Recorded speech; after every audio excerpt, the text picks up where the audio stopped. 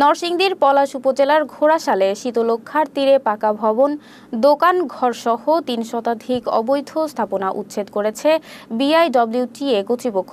রোববার সকাল ১০টা থেকে বিকেল ৪টা পর্যন্ত উপজেলার ঘোড়াশাল বাজার থেকে সাদ্দাম মার্কেট পর্যন্ত এই উচ্ছেদ অভিযান চালানো হয়।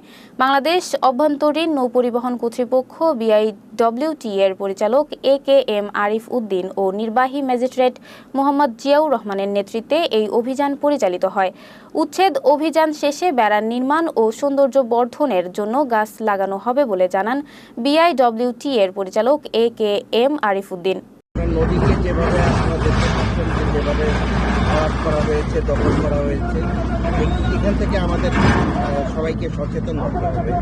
আমরা বিআইডব্লিউটি এর পক্ষ থেকে বিশেষ করে নদী বন্দরগুলোকে দখলমুক্ত করার চেষ্টা করছি।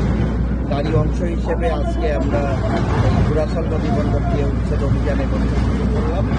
আমাদের পরিকল্পনায় বেশ কয়েকটি আরও কয়েকটি নদী বন্দর আছে, যেমন কক্সেস বাজার, আপনার খুলনা, বরিশাল, বরগুনা, চাঁদপুর, বেশ কয়েকটি নদী বন্দর আমাদের এবছরের উচ্ছেদ অভিযানের পরিকল্পনা রয়েছে।